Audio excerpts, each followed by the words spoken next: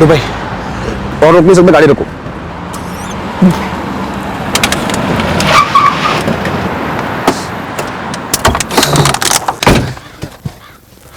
गुड्डू भैया, ये अचानक क्या हो गया विवेक भैया को?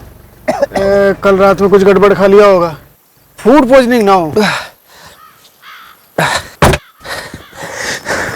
कोई फिक्र नहीं धर्मेश, मैं आप लोग को नरसिंहपुर छोड़ के जबलपुर लौटते डॉक्टर को दिखाता हूँ।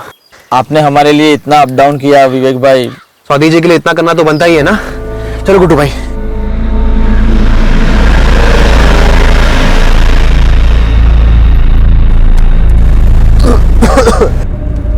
विवेक भैया, अगर आपको ठीक नहीं लग रहा है तो आप उल्टी कर लीजिए ना, ऐसा रोकना अच्छी बात नहीं है।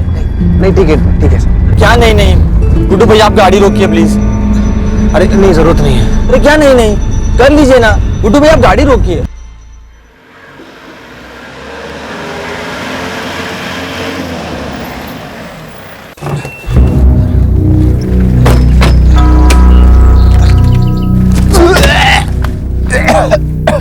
अरे विवेक भाई, तबीयत तो कुछ ज्यादा ही खराब हो रखी है आपकी। ये बेड़ा घाट में किसी डॉक्टर को दिखा दे क्या? नहीं नहीं नहीं, जरूरत नहीं है।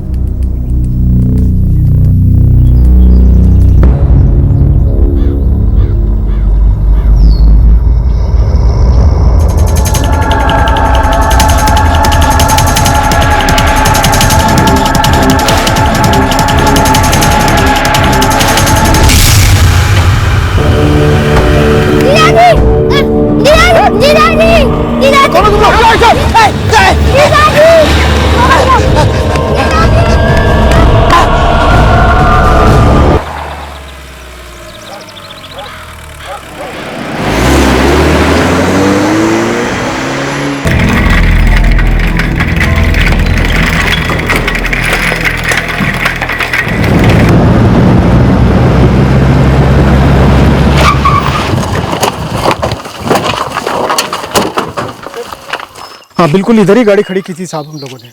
साहब ये देखिए, ये खून भी पड़ा हुआ है साहब।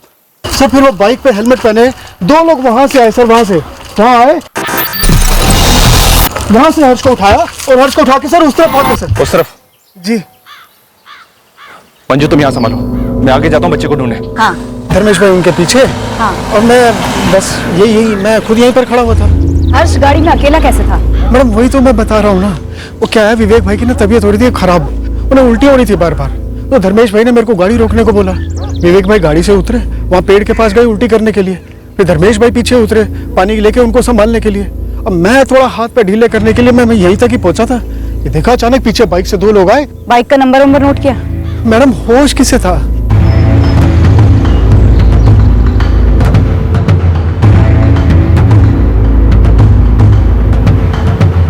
राठौड़ दबा एक्सीलेटर, आधा घंटा पीछे चल रहे हैं। भेड़ाघाट और आसपास के सभी थानों को इन्फॉर्म कर दो। बच्चे का नाम है हर्ष मौर्य और उसकी उम्र है 10 साल। उसने क्रीम कलर का टी शर्ट पहना हुआ और ब्लैक कलर के हाफ पैंट्स पहने हुए, काली कलर की बाइक से, और दोनों ने हेलमेट लगाए हुए थे। बाइक का नंबर? नहीं, बाइक का नंबर नहीं है। अंदर के सभी रास्ते और हाईवे चेक पॉइंट्स पर पेट्रोलिंग टीम को अलर्ट कर दो। प्रीति भाभी आप बस निकलो, धर्मेश की हालत अच्छी नहीं है। लेकिन विवेक भैया हुआ क्या है, कुछ तो बताओ। हम जबलपुर से आ रहे थे तब दो लोग हर्ष को उठा ले गए। क्या? कौन थे वो लोग? वो तो मुझे मालूम नहीं प्रीति भाभी, पर धर्मेश को उन्होंने छुरा मार दिया। हे भगवान, लेकिन ये कैसे हुआ? किसने किया ये सब? कुछ तो बताओ विवेक भैया। प्रीति भाभी धर्मेश अभी ऑपरेशन थिएटर में है, आप जल्द से जल्द बेड़ाघाट वाले सिविल हॉस्पिटल में आ जाओ। मैं मोहन जी को भी फोन लगाता हूँ।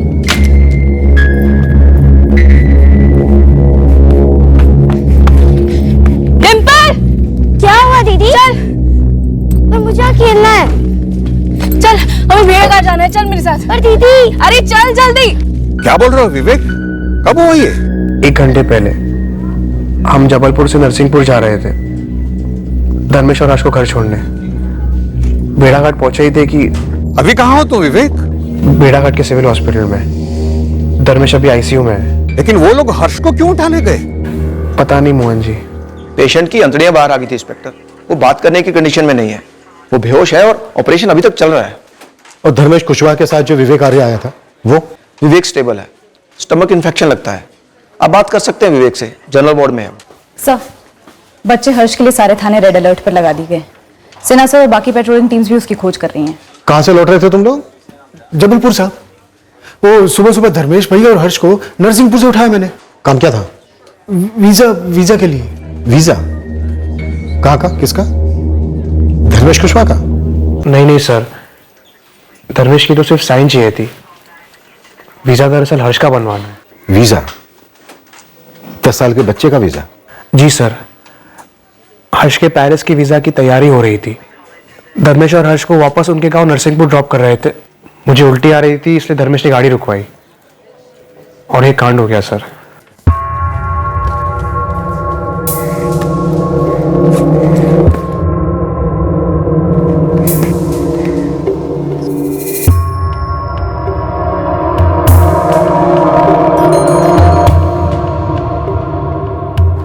क्या खबर है सिन्हा? सर मैं बेड़ा घाट और उसके आसपास के सारे साइड रोड से स्कैन कर रहा हूँ। पेट्रोलिंग की 3 टीमें फैली हुई हैं। और अंदर तक घुसो सिन्हा। मामला कुछ अजीब लग रहा है। नरसिंहपुर का एक गरीब बच्चा, वो भी सिर्फ 10 साल का, पेरिस भेजने की तैयारी हो रही थी उसे। पेरिस?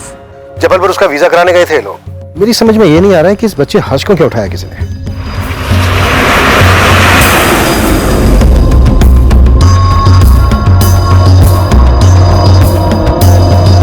पासपोर्ट के साथ अडॉप्शन पेपर्स हैं और गार्जियनशिप के भी कागजात हैं। लगता है इस पेरिस की पार्टी ने इस बच्चे हर्ष मौर्य को अडॉप्ट किया है। पार्टी का नाम स्वाति मेहरा। नमस्ते सर। नमस्ते।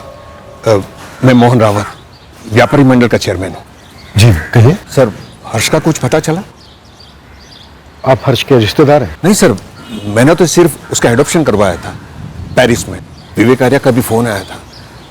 धर्मेश को किसी ने छुरा मारा है। धर्मेश का ऑपरेशन चल रहा है अभी। मोहन जी, ये पेरिस की स्वाति मेहरा, ये अडॉप्शन, जरा विस्तार से बताएंगे कि यहाँ चल क्या रहा है? सर, सिन्हा सर का फोन आया था। उन्हें हर्ष मौर्य मिल गया है। कहाँ मिला हर्ष? किडनैपिंग साइट से 15 किलोमीटर दूर। हर्ष ठीक है ना? वो लोग पकड़ गए? हमलावर कहीं भी नहीं दिखाई दिए और सर वो लोग हर्ष को भी छुरा मार गए। कैसी हालत है हर्ष की? सिन्हा सर बोल रहे थे कि काफी बुरी हालत में है बच्चा। हर्ष, हर्ष, बच्चे का होश जा रहा है। गाड़ी तेज भगा राठौर। उसकी बड़ी बहन प्रीति, उसके जीजा धर्मेश जिस पर ऑपरेशन चल रहा है, और सबसे छोटी डिम्पल, बस यही हर्ष के अपने हैं। जब हर्ष के अपने यहाँ हैं तो कोई उसे क्यों अपना रहा है, वो भी पेरिस से? सर, दरअसल बात यह है कि मेरा बेटा सनी पढ़ने के लिए पेरिस गया था। वहां उसकी पहचान स्वाति मेहरा से हुई। बहुत अच्छी औरत है, इंडियन मुल्क है, लेकिन पैदाइश पेरिस की है। स्वाति जी ने मेरे बेटे को जॉब पे लगवाया है। अभी बात यह है कि स्वाति जी की शादी की उम्र निकल गई है और उसका मन बच्चे के सुख को तरसता है। अच्छा, इसलिए बच्चा अडॉप्ट कर रहे हैं? जी सर। स्वाति जी ने मेरे बेटे को कहा कि वो कोई गरीब हिंदुस्तानी बच्चा गोद लेना चाहती है, और सनी ने यह बात मुझे बताई। आप हर्ष को कैसे जानते हैं? छोटा मुंह बड़ी बात होगी, लेकिन इस इलाके में मेरी थोड़ी पहुंच है। काफी दोस्त है बेड़ा घाट में, तो मैंने ये बात फैलाई कि कोई अच्छे घर का बच्चा हो तो बताना। मेरा एक मित्र है रतन दास, वो हर्ष के जीजा धर्मेश को जानता है। बाप नहीं है हर्ष का, ये आपने बताया। जी। पर माँ कहाँ है हर्ष की? परवरिश करने वाली ही माँ होती है ना, तो बस हर्ष की बड़ी बहन प्रीति को ही हर्ष की माँ समझो। हर्ष के पिता के देहांत के बाद हर्ष की माँ तीनों बच्चों को छोड़कर चली गई, दूसरी शादी कर ली। बाद में हर्ष और डिंपल की परवरिश धर्मेश और प्रीति ने ही की है। लेकिन मोहन जी, एक गरीब 10 साल के बच्चे की जान का दुश्मन कौन हो सकता है? गरीब नहीं, काफी गरीब। मोहन जी, मोहन जी, मोहन जी, धर्मेश कहाँ है? हर्ष कहाँ है? बताइए ना। कहाँ मेरी बहन, मेरे पति कहाँ है? शांत बेटा, शांत। यही प्रीति है जिसकी मैं बात कर रहा था आपको। प्रीति, आपके हस्बैंड धर्मेश का ऑपरेशन चल रहा है। आपका भाई हर्ष मिल गया है, उसे भी हॉस्पिटल लाया जा रहा है। हर्ष को अस्पताल? उस पर भी हमला हुआ है। ये सब क्या हो रहा है? सब किसने किया है? कहाँ मेरा भाई? मुझे मिलना है अभी। किधर है वो लोग? बताइए ना, कुछ तो बताइए।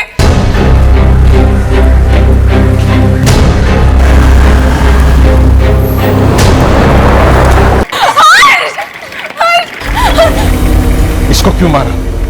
इसने किसी का क्या बिगाड़ा था? कोई आइडिया नहीं सर। बच्चा खुद ही झाड़ियों से चलता हुआ बाहर आ गया होगा।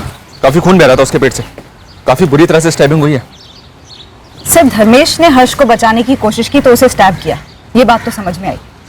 लेकिन बच्चे को किडनैप करके 2 घंटे बाद 15 किलोमीटर दूर ले जाकर स्टैब करके झाड़ियों में फेंक दिया, ये बात कुछ खटक रही है सर। जरूर कुछ गड़बड़ है, लेकिन अभी हमारे पास सारी डिटेल्स भी तो नहीं है। सबसे पहले जितनी पेट्रोलिंग टीम्स है, जितनी भी, सबको लगा दो बाइक पर आए इन 2 लोगों के पीछे। सर सुना है धर्मेश की अंतड़ियां बाहर थी, बच्चे की भी थी। सर इस तरह की स्टैबिंग सिर्फ पेशेवर हत्यारे ही कर सकते हैं। 10 साल के गरीब बच्चे की सुपारी। सर हर्ष पेरिस जा रहा था।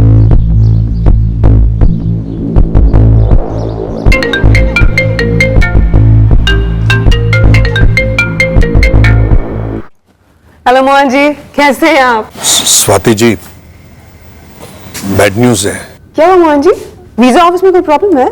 नहीं नहीं, वो वीजा ऑफिस से लौटते वक्त वो धर्मेश और हर्ष पर अटैक हुआ है। Attack? What attack Mohan ji?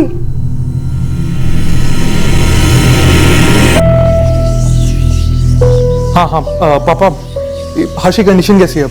हर्ष का ऑपरेशन अभी चल रहा है, धर्मेश का हो गया, उसे आईसीयू में शिफ्ट किया है। पापा आप टाइम बाय टाइम खबर देते रहना, और अगर कुछ भी जरूरत पड़ती है ना तो मैं और स्वाति इंडिया आ जाएंगे। नहीं नहीं बेटा, इंडिया आने की कोई जरूरत नहीं है, मैं हूं ना, सब संभालूंगा। सनी बेटा, मुझे एक बात का बहुत बुरा लग रहा है, हमारे देख रेख में ऐसा हुआ। पता नहीं, मुझे ऐसा लग रहा है कि जरूर कोई गलत फहमी हुई है। स्वाति डोंट वरी, पापा है ना वहां पे, सब ठीक हो जाएगा।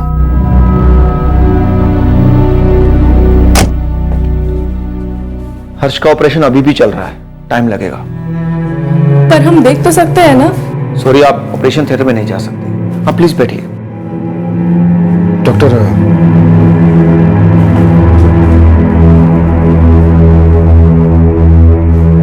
हर्ष तो जाएगा ना? देखिए, अभी कुछ कह नहीं सकते। नहीं साहब, मुझे तो कुछ भी पता नहीं चला। लोग कोई पीछा पीछा कर भी रहा हो तो। गुड्डू, जिस इलाके में तूने गाड़ी रोकी थी ना, वो इलाका इतना सुनसान है कि हमलावरों के लिए निशाना हलवा था, हलवा। नहीं नहीं नहीं नहीं नहीं साहब, मैंने गाड़ी नहीं रोकी। वो तो वहां से गुजरते वक्त विवेक भाई को फिर से उल्टी आने लगी, तो धर्मेश भाई ने मेरे को बोला कि गाड़ी रोक दो। साहब मुझे गाड़ी रोकनी पड़ी। कोई हमारे हर्ष को क्यों उठाएगा? हर्ष को अगवा करके मार डालने की कोशिश की गई थी धर्मेश। हमें नहीं लगता हर्ष को किसी ने फिरौती वगैरह के लिए उठाया था। पर हमसे कैसी फिरौती मिलेगी साहब? हमारे पास तो अगले महीने का राशन हो तो बड़ी बात है। जानता हूं, तभी पूछ रहा हूं, फिरौती के लिए नहीं तो फिर किस लिए? आप लोगों की किसी के साथ कोई दुश्मनी? मैडम, मैं तो सनी का फ्रेंड हूँ। मैं खुद पेरिस में रह रहा था, जॉब कर रहा था। 5 महीने पहले ही मेरा वर्क वीजा एक्सपायर हुआ, इसलिए यहाँ पे हूँ। तो सनी ने हर्ष का वीजा लगवाने का काम तुम्हें सौंपा था? सनी और स्वाति दोनों ही मेरे अच्छे फ्रेंड्स हैं। मैं उनके लिए यहाँ कोऑर्डिनेट कर रहा था मोहन जी के साथ, सनी के डैड। हम सब कितने खुश थे कि हर्ष के भाग खुल गए, विदेश में जाके पढ़ेगा। 2 साल पहले किसने सोचा था कि ऐसा भी कुछ होगा? 2 साल पहले? ये पेरिस की स्वाति मेहरा ने हर्ष को 2 साल पहले गोद लिया था? हाँ साहब, 2 साल तो हो गए, और इन 2 सालों में हम वीजा के लिए कितनी सारी बार जबलपुर आए गए, कभी ऐसा कुछ नहीं हुआ। पता नहीं कल ही क्यों पहली बार ये सब। नहीं गुड्डू, जब तक इस केस पर मैं पूरी तरह से पकड़ नहीं मिल जाती, तुम कहीं नहीं जा सकते। साहब जबलपुर में मेरा घर परिवार है, मैं रोज कमा कर जाता हूं तो घर पर रोटी बनती। नौकरी पर नहीं गया तो सेठ मेरा पैसे काट लेगा। तेरे सेठ से हम बात कर लेंगे, तू अपने घर वालों से बात कर ले, पर तू रहेगा यहीं। मंजू, सारे documents, adoption paper, visa related documents, सबको एक बार डिटेल स्टडी करो। ठीक है सर। सिन्हा, एक गरीब घर के बच्चे हर्ष को पेरिस की स्वाति मेहरा ने कानूनी तौर पर गोद लिया, लेकिन हर्ष 2 साल से उसके पास पेरिस नहीं गया, लेकिन कानूनी तौर पर वो उसकी मां है। हो सकता है किसी ने सोचा हो कि हर्ष को किडनैप करके पेरिस वाली पार्टी से फिरौती ली जाए और पेमेंट हवाला के जरिए ली जाए, तो हर्ष को उठा लिया। पर हर्ष को उठवाने के 2 घंटे के अंदर ही इस बच्चे की अंतड़ियां निकाल दी थी। ऐसा कौन किडनैपर करता है? विक्टिम को किडनैप करके उसी दिन मार देना, फिर भी फिरौती मांगते रहना, ऐसा हमने कई बार देखा। लेकिन जिस तरह से इस बच्चे को किडनैप करके 2 घंटे के अंदर बुरी तरह से जख्मी करके फेंक दिया गया, ऐसा हमने पहली बार देखा। सिन्हा, सारे एंगल एक्सप्लोर करते हैं। मुझे लगता है जबलपुर से ही फॉलो किया जा रहा हो, और शायद ये फर्स्ट अटेम्प्ट नहीं होगा, इससे पहले भी कोशिशें होती रही होंगी। सर, इस ड्राइवर गुड्डू के कॉल रिकॉर्ड्स मंगवाए। ये कह रहा था कि इसने पहले भी 3 बार जबलपुर अप डाउन किया है, धर्मेश, विवेक और हर्ष के साथ, नरसिंहपुर से जबलपुर और फिर रिटर्न। अटैक के दौरान धर्मेश को इतनी बुरी तरह से स्टैप किया गया, लेकिन गुड्डू को खरोच तक नहीं आई। कह रहा था कि उसे धक्का दिया गया। धर्मेश को धक्का नहीं दिया गया, बल्कि सीधा छुरा घुसेड़ दिया। टिपिकल पेशेवरों का ट्रेडमार्क है सर, छुरा अंदर घुसेड़कर घुमा देना, ताकि विक्टिम के बचने के चांसेस ना के बराबर हो। निकालो सारे पेशेवर स्टैपिंग उस्तादों की कुंडलियां।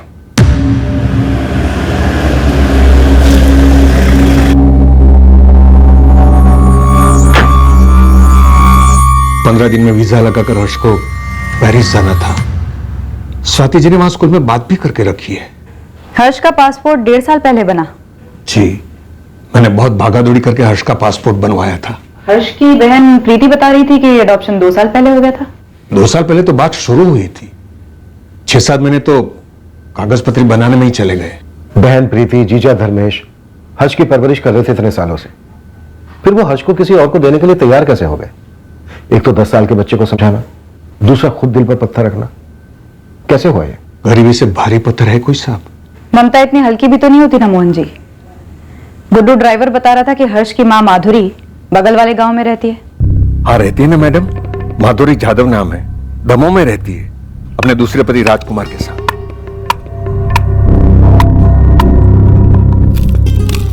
प्रीति 21 साल की थी, उसका छोटा भाई हर्ष कुछ 5 साल का रहा होगा, और सबसे छोटी बहन डिंपल 2-2.5 साल की होगी जब इनके बापू शंकरलाल मौर्य की मृत्यु हुई। कैसे मरा? शराब की लत थी। फिर थोड़े ही दिनों में माधुरी उस राजकुमार जाधव के साथ चली गई। उसने दूसरी शादी कर ली। वो छोटे भाई बहन हर्ष और डिंपल प्रीति की जिम्मेदारी बन गए। फिर प्रीति ने जब धर्मेश के साथ शादी की तो उन बच्चों की जिम्मेदारी धर्मेश ने उठा ली। माधुरी तो सिर्फ नाम के वास्ते मां है। कानून में नाम के वास्ते रिश्ते तो होते नहीं है ना, सब कुछ कानूनी तौर पर हुआ है।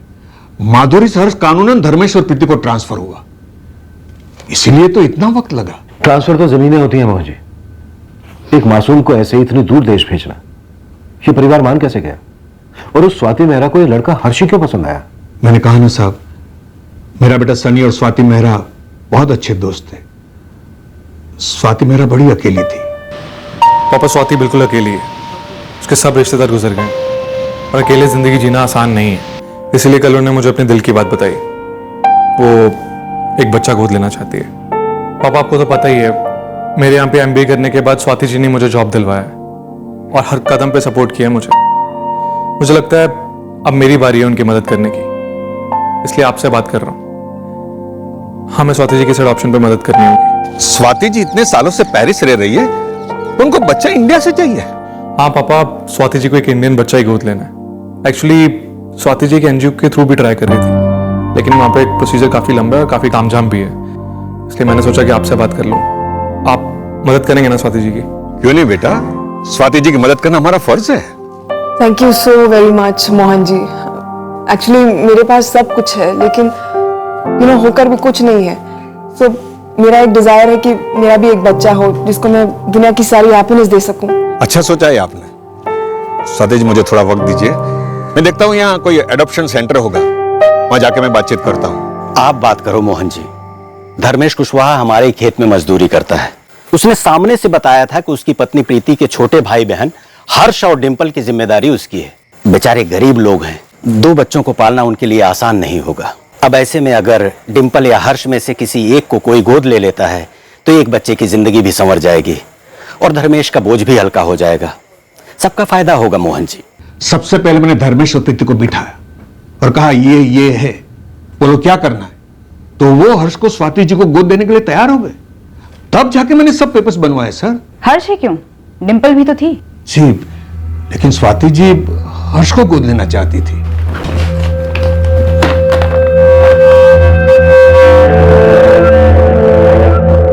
मोहन जी, हर्ष की मां माधुरी जाधव की कानूनी रजामंदी भी लगी होगी। लगी थी ना साहब, तहसील ऑफिस ने साफ बता दिया था कि धर्मेश और प्रीति की रजामंदी तब जायज होगी जब इस बात का सबूत होगा कि हर्ष की मां माधुरी हर्ष को छोड़कर चली गई है और उसने दूसरी शादी कर ली है और धर्मेश और प्रीति कानूनन बालक है। सर, तब जाकर तो मैंने सारे पेपर्स बनवाए थे।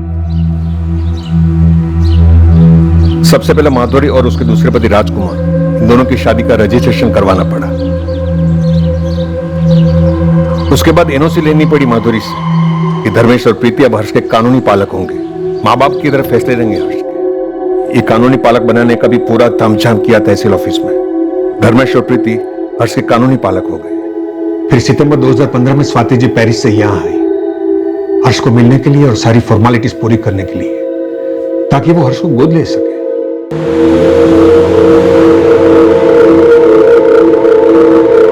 स्वाति जी पहली बार जब आमने सामने हर्ष से हुई तो फुली ना समाई सर। You are shy, हाँ? शर्मा रहे हो, हाँ? Such a sweet boy, हाँ? Dimple, यहाँ आओ. Come here.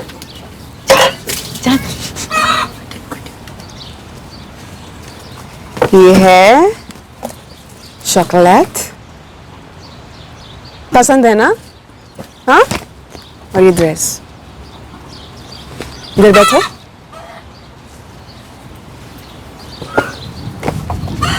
शाई, शर्मा रही है. डिम्पल, आप कौन से क्लास में पढ़ती हैं? सेंसेशनल. So standard. आप आएंगी हमारे साथ पेरिस? हाँ? हर्ष भाई के साथ आएंगी? क्यों नहीं? हर्ष सेटल होने के बाद अपनी बहन को भी बुला लेगा, है ना हर्ष? स्वाति जी, मेरे लिए इससे बड़ी और खुशी की बात क्या हो सकती है कि मेरा भाई विदेश में जाके पढ़ेगा, जिंदगी में कुछ बड़ा बनेगा मेरा छोटा भाई। बड़ी बहन तो सिर्फ नाम के वास्ते है स्वाति जी। प्रीति असल में इन दोनों बच्चों की माँ ही है। माँ तो आप हमेशा रहेंगी प्रीति, लेकिन अब हर्ष की दो मम्मी होंगी, एक आप और एक मैं। सच में आप लोगों का दिल बहुत बड़ा है। आप लोगों ने मेरी जिंदगी का एक बहुत बड़ा खालीपन दूर किया है और मैं पूरी लाइफ थैंकफुल रहूंगी। सच में शुक्रिया। फिर भागा दौड़ी करके मैंने हर्ष का पासपोर्ट बनवाया। पेरिस का वीजा लगने ही वाला था कि देखो किसी की नजर लग गई। आपकी नजर में कौन हो सकता है जिसे इस अडॉप्शन से आपत्ति थी? किसी को नहीं। 2 साल पहले तो सारा कुछ हो गया था। 1 महीने के अंदर पेरिस की फ्लाइट पकड़ने वाला था हर्ष। पर मोहन जी, कोई तो जरूर चाहता था कि हर्ष वो फ्लाइट कभी ना ले। सर, मैं मानने को तैयार ही नहीं हूं कि कोई हर्ष को रोकना चाहता था। ऐसा करके किसी को क्या मिलता? पर रोका तो गया है। इसका मतलब किसी को कुछ तो मिला है या फिर मिलने वाला है।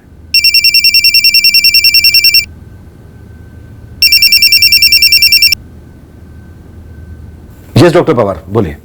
हर्ष को होश आ गया है। बस निकल रहा हूं डॉक्टर। हर्ष को होश आ गया है। सर, ऊपर वाले की मेहरबानी है।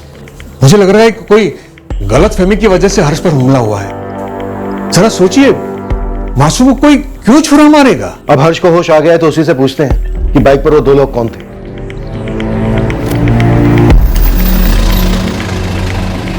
सलाम साहब। सलाम। बोल नीलेश, क्या खबर है मेरे लिए? क्या नहीं है ये बता सकता हूँ। अपने इलाके के किसी भी अंडरग्राउंड किडनैपिंग गैंग का हाथ नहीं है इसमें। एकदम अंदर तक घुसा हूं मैं साहब। गलत गली में घुस गया तू नीलेश, गलत गांव घूम कर आया। हमें नहीं लगता कि बच्चे को अगवा करने की सुपारी ली गई थी। बच्चे को जान से मारने की ही सुपारी ली गई होगी। हाँ तो सुपारी पूरी की जाती ना साहब। साहब, अधूरी सुपारी तो किसी के काम की नहीं है। मैंने तो 4-6 अंडरग्राउंड सुपारी किलर से भी बात की। सब एक ही बात बोल रहे हैं कि किसी ने भी इस सुपारी के बारे में चू तक नहीं सुनी है। सुपारी लेने वाले और देने वाले कहीं बाहर के भी हो सकते हैं। नीलेश, तो एक काम कर, इस बच्चे हर्ष की मां माधुरी जादव दमोह में अपने दूसरे पति राजकुमार के साथ रहती है। उसका चिट्ठा खोल। हमें इस ड्राइवर गुड्डू पर तगड़ा डाउट है, लेकिन इसके कॉल रिकॉर्ड्स आने भी बाकी हैं। लेकिन इतना पक्का है, कोई तो चाल चल रहा है।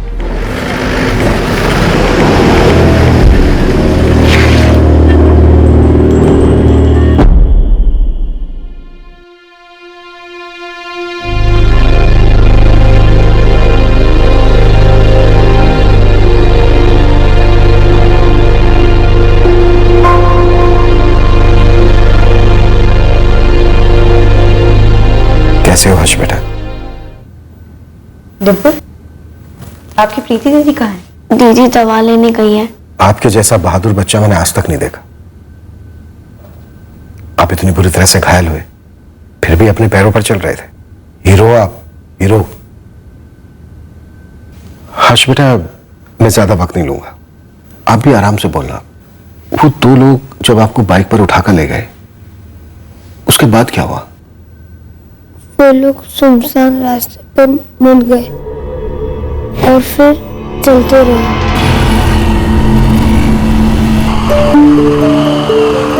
फिर जो बाइक चला रहा था उसका फोन बजा, फिर वो लोग बाइक पे भाग गए। हर्ष, जिस आदमी ने फोन पर बात की थी उसने कुछ और कहा था? नहीं, सिर्फ हेलो, ठीक है, समझ गया। आपको उन दोनों में से किसी का चेहरा याद है? उन दोनों ने काली हेलमेट पहनी थी। हेलमेट पे किसी तरह का कोई निशान, ऐसा कुछ याद है? क्या आपने उस बाइक की नंबर प्लेट देखी थी? आप तो इतने स्मार्ट हो, आपको तो नंबर्स जल्दी याद हो जाते होंगे, है ना? कोई बात नहीं, फिर भी हम उन्हें पकड़ लेंगे। वो लोग ने मेरे जीजा जी को भी मारा। तुम्हारे जीजा जी बिल्कुल ठीक है हर्ष, और तुम भी ठीक हो जाओगे जल्दी। आंटी,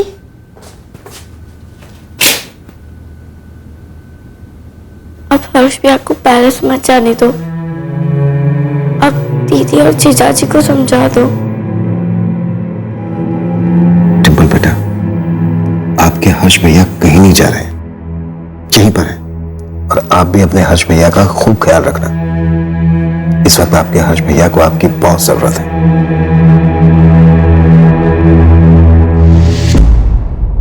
सर, शायद मोहन जी ठीक कह रहे हैं। Mistaken identity. सर, हर्ष जैसे गरीब बच्चे को कोई क्यों उठाएगा? जिन दोनों ने उसे उठाया शायद उनके टारगेट कोई और था। तो फिर वो जो फोन आया था हमलावर को, वो ये कहने के लिए आया होगा कि गलत बच्चे को उठा लिया है, अब कोई चारा नहीं है, खत्म कर दो, ताकि आइडेंटिफिकेशन ना हो। मुश्किल है पर नामुमकिन नहीं है। हमें हमलावरों को लेकर कोई गलतफहमी नहीं है। पेशेवर खूनी ही है। एक आदमी और उसके बेटे समान साले को अधमरी कंडीशन में पहुंचा दिया। इंस्पेक्टर, जिसका डर था मुझे वही हुआ। फिर से ऑपरेट करना पड़ेगा हर्ष और उसके जीजा धर्मेश को। फिर से क्यों डॉक्टर? आप जानते होंगे दोनों को मल्टीपल स्टैबिंग्स नहीं हुई, सिर्फ एक सिंगल स्टैब किया गया, जैसे प्रोफेशनल किलर्स करते हैं। छुरा सीधा पेट में घुसाकर इतने जोर से घुमा दिया जाता है कि अंतड़ियां बाहर आ जाती हैं, जैसे इन दोनों के केस में हुआ। जानता हूं डॉक्टर, पर धर्मेश और हर्ष बच तो जाएंगे ना? देखिए, हम हमारी बेस्ट कोशिश कर रहे हैं। हमने घाव स्टिच किए, ब्लीडिंग रोकी, सब किया, पर फिर भी इन दोनों के केस में इंटरनल इन्फेक्शन सेट इन हुआ है। खतरे की तो कोई बात नहीं है ना? ऑनेस्टली खतरे जैसी ही बात है। हम फिर से ऑपरेट कर तो रहे हैं, लेकिन दोनों सबसे हाई रिस्क जोन में होंगे। पर हमारे पास दूसरा कोई ऑप्शन भी नहीं है, चांस लेना ही पड़ेगा।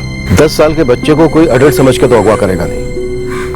ये लोग वहां जरूर किसी दूसरे बच्चे को उठाने आए हुए, पर वो बच्चा कौन हो सकता है? शायद जबलपुर से लौट रही कोई अमीर पार्टी होगी, और जिस स्पॉट पर गुड्डू ने विवेक को उल्टी कराने के लिए रुकाया इत्तेफाकन, वहीं एक्चुअल पार्टी रुकने वाली होगी। चलो मानकर चलते हैं कि मिस्टेकन आइडेंटिटी का केस है, पर अगर किडनैपिंग का प्लान बना था तो ये जरूर किसी गैंग का काम होगा, और किडनैपिंग की प्लानिंग काफी पहले से चल रही होगी।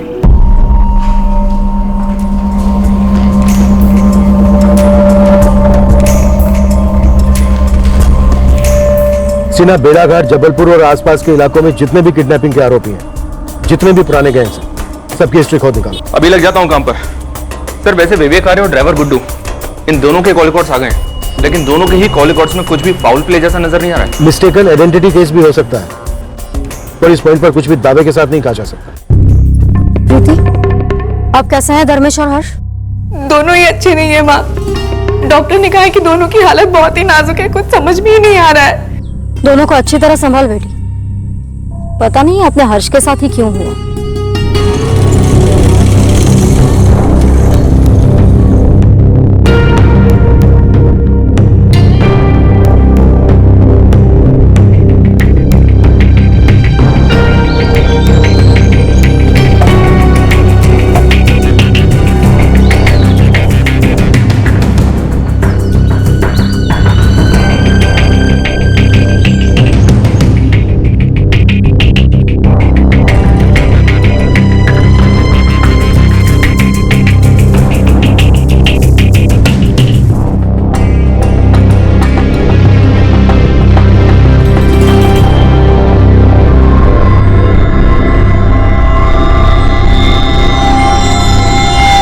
2 महीने पहले ही बेल पर छूटा हूं, आराम ही चल रहा है, कोई काम लिया ही नहीं हाथ में। ठीक है प्रदीप, मैं मानता हूं तेरी बात। 7 साल अंदर होने के बाद कम से कम 2 महीने का आराम तो बनता ही है, लेकिन आराम के वक्त भी तेरे कान, आंख, नाक सब काम कर रहे थे ना। ऐसा हो ही नहीं सकता कि तूने किसी बच्चे की किडनैपिंग के प्लान के बारे में कुछ सुना ही ना हो। साहब आप जानते हैं, मैंने भी कई किडनैपिंग की है, आपने भी बड़े बड़े किडनैपर्स को पकड़ा है। ऐसे काम में एक टीम बनती है। किसी भी गिरोह में 2 ग्रुप होते हैं, एक टीम उठाती है, दूसरी स्टैंड बाय पे होती है। शायद थी, पर सामने नहीं आई। होगी जरूर। तो दोनों बंदे क्या करते हैं, ऐसे एक आदमी का पेट खोलते हैं, फिर क्या करते हैं, बच्चे का पेट खोल देते हैं। देखा आपने कैसे खोला है पेट? ये किसी किडनैपर का काम नहीं है सर, कोई किडनैपर ऐसा नहीं करेगा, ये किसी पेशेवर हत्यारे का काम है। तो किडनैपर्स पेशेवर हत्यारे भी हैं? पेशेवर हत्यारे ही हैं। किडनैपिंग का प्लान था ही नहीं, मर्डर का प्लान था। सही से नहीं हो पाया, बच गया बच्चा।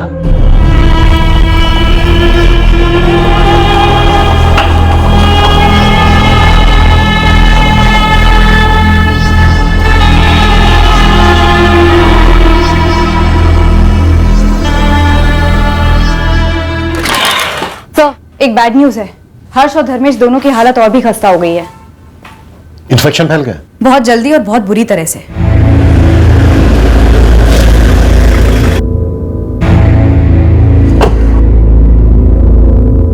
किसी जगह पे हाथ डालें और वहां से कुछ ना मिले तो समझो वो चीज हाथ के बाहर है। हो सकता है ये दोनों बंदे बेड़ाघाट के हो ही नहीं, जबलपुर के या किसी और शहर के पेशेवर हत्यारे हों। तो तेरे पास कोई टिप है क्या प्रदीप? होती तो टाइम खराब करता क्या दोनों का। लेकिन एक बात कह रहा हूं, आपका डिपार्टमेंट जिस एंगल पे चल रहा है ना, ये गलत निशाना वगैरह, वो एंगल डिलीट कर दो साहब। क्यों? ये सुपारी वाले मामले रातों रात तय नहीं होते हैं, एक टीम बनती है, काफी मुआयना किया जाता है, टारगेट का चेहरा ये लोग दिमाग में फिट कर लेते हैं, गलती हो ही नहीं सकती। हमेशा नहीं, फिर भी आगे बोल। साहब जिस जगह पे कांड हुआ, समझो वहां पे दूसरी गाड़ी का रुकना तय था असली टारगेट के साथ, ठीक है? आगे बोल, मैं सुन रहा हूं। ये इत्तेफाक हो सकता है कि ये गाड़ी ठीक उसी जगह पे रुकी, लेकिन इस गाड़ी में उस असली टारगेट की तरह 10 साल का बच्चा होना, दो इत्तेफाक एक साथ। सर बंडल से बंडल फिल्मों में भी ऐसा नहीं होता। आप नोट कर लो, निशाना ये बच्चा ही था, प्लान मर्डर का ही था। आप बेकार में हम किडनैपर्स को परेशान कर रहे हो सर। आप पेशेवर हत्यारों का मार्केट टटोलिए, आपको ये दोनों बंदे वहीं मिलेंगे। और एक बात साहब, किडनैपिंग फिरौती के लिए की जाती है, प्याज और रोटी के लिए नहीं, जो बेचारे ये गरीब खा के सो जाते होंगे। और आपने वो गाड़ी देखी, वो सस्ती सी फटीचर, वो भी ट्रैवल की। प्रदीप, बच्चे को एक विलायती पार्टी ने गोद लिया है, हो सकता है उनसे पैसा निकलवाने का प्लान हो। हाँ, तो खून का एक कतरा भी नहीं बहाते, और वो हर्ष का तो बिल्कुल भी नहीं। पहले धर्मेश को लेके गए, बोला कि अंदर से खून निकल रहा है, फिर उसके बाद हर्ष को लेके गए, कुछ पता नहीं चल रहा है क्या हो रहा है। कुछ समझ में नहीं आ रहा है बेटा, और पुलिस भी कुछ नहीं बोल रही है। साहब इधर दमोह में एक छुटकू सी खबर हाथ लगी है। हर्ष की मां माधुरी के बारे में? नहीं, हर्ष की मां माधुरी के बारे में नहीं साहब, लक्ष्मी माँ के बारे में। गोल गोल मत घुमा, साफ साफ बोल। लक्ष्मी माँ, पैसा, वो जो फॉरेन की पार्टी है ना, जिन्होंने हर्ष को गोद लिया, उन्होंने धर्मेश और प्रीति को 5 लाख रुपए दिए थे। अच्छा, तुझे कैसे पता? अब ये माधुरी का जो दूसरा पति है ना, राजकुमार यादव, उसने अपने एक दोस्त को बताया था। इस राजकुमार को थोड़ी मिर्ची जरूर लगी थी पेरिस वाली बात सुनकर। एक बार बोल रहा था उसकी पत्नी माधुरी की पहली शादी की संतान की क्या किस्मत चमक रही है। नसीब इसको बोलते हैं। कितने बड़े घर में जा रहा है हर्ष, वो भी विलायत में, और वो प्रीति और धर्मेश को 5 लाख रुपया भी पकड़ा दिया पार्टी ने। अरे पाला भी तो उन्होंने ही है हर्ष को। इतना था तो जब माधुरी भाभी से शादी की, साथ में ले आते हर्ष को। पता होता तो लाता नहीं क्या? अब किस्मत ऐसे चमकेगी, किसको पता था? साहब ये पैसे का झोल हो सकता है, कुछ लेन देन की बात होगी, पर शायद हो ना पाया हो, और उसके बदले में इस बच्चे हर्ष को नुकसान पहुंचा दिया गया। सर, किडनैपिंग में पीएचडी कर चुके इस प्रदीप से क्वेश्चनिंग की मैंने। वो कह रहा था कि पक्का किडनैपिंग नहीं थी, मर्डर अटेम्प्ट ही था। मुझे ऐसा लग रहा है सर, यहाँ टारगेट ये बच्चा हर्ष ही है। ये अडॉप्शन कहीं दिखाने के लिए अडॉप्शन तो नहीं था। पैसे देकर बच्चा खरीदा जा रहा हो? क्या बात कर रहे हो इंस्पेक्टर साहब? मैं जिला व्यापारी मंडल का चेयरमैन हूं, आपको मैं बच्चों का दलाल लगता हूं? 5 लाख रुपए दिए थे स्वाति मेहरा ने प्रीति और धर्मेश को। इंस्पेक्टर साहब, ये स्वाति जी, प्रीति और धर्मेश के बीच का मामला है। स्वाति जी ने जो खुशी से दिया, इन लोगों ने खुशी से लिया। एडॉप्शन कानूनी तरीके से हुआ है। अच्छा, मैं एक काम करता हूं, मैं आपको पेरिस का नंबर देता हूं, आप स्वाति जी से बात कर लीजिए और बिल की तसल्ली कर लीजिए।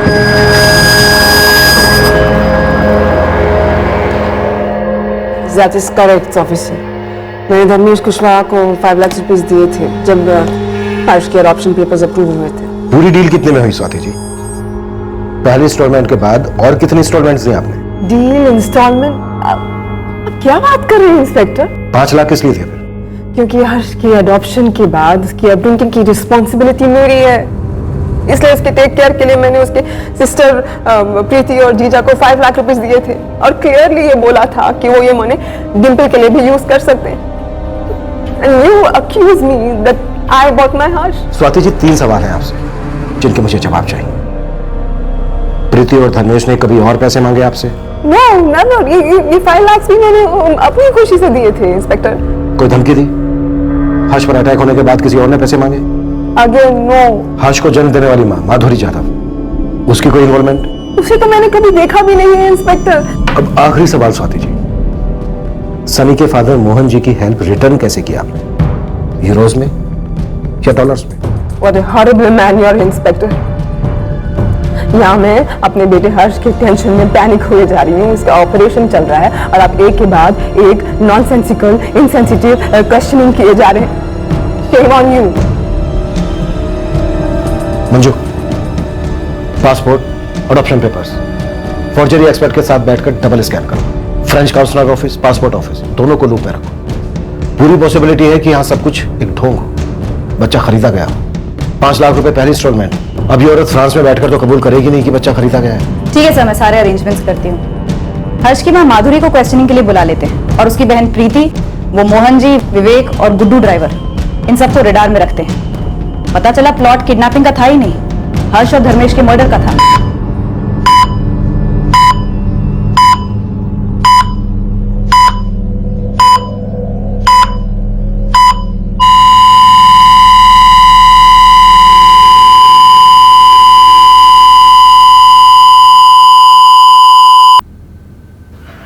डॉक्टर,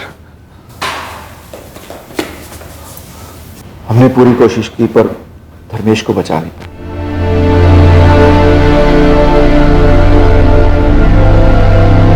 और हर्ष? उसका दूसरे थिएटर में ऑपरेशन चल रहा है।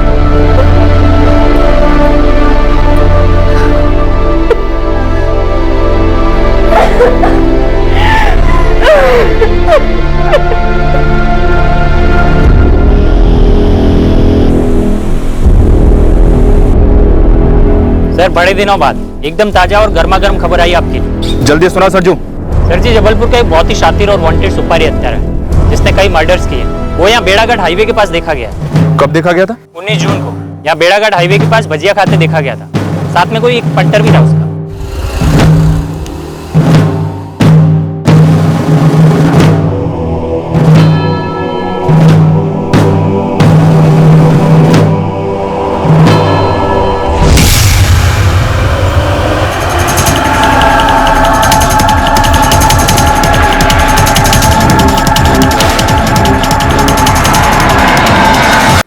आपने भी नाम सुना होगा साहब, ललित सिंह। हाँ सुना है, पर वो दूसरा कौन था? उसका कुछ नाम मालूम नहीं है साहब। बस यहाँ किसी पंटर ने भजिया वाले को बताया कि ये ललित सिंह है, सुपारी किलर, और ये भजिया वाला अपना खबरी है साहब। सर, 6 अटेम्प्ट टू मर्डर के चार्जेस, 3 मर्डर के चार्जेस और 3 केसेस में ट्रायल चल रहा है। और पिछले 2 महीने से ये ललित सिंह बेल पर है। ललित सिंह गलत टारगेट को तो नहीं मार सकता, मिस्टेकन आइडेंटिटी एंगल को कोल्ड स्टोरेज में डाल सकता है। बिल्कुल सर, लेकिन सर अब सवाल ये उठता है, क्या सिर्फ हर्ष टारगेट था या धर्मेश भी टारगेट था, या ये धर्मेश सिर्फ ऐसे ही बीच में आ गया और कोलेटरल डैमेज था? पता चलेगा। पहले ये तो पता चले कि इस नन्ही सी जान से किसे इतनी वैर थी और क्यों।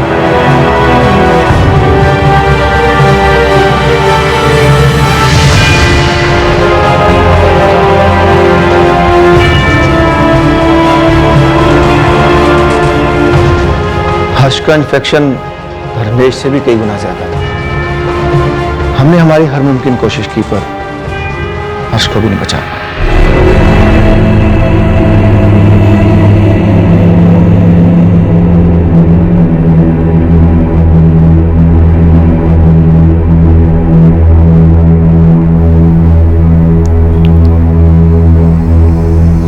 प्रीति,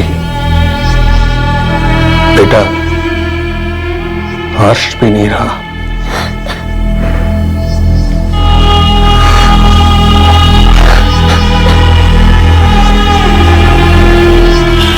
सर, धर्मेश के बाद हर्ष भी ऑपरेशन टेबल पर चल बसा। डॉक्टर कह रहे थे कि इन्फेक्शन हद से ज्यादा बढ़ गया था।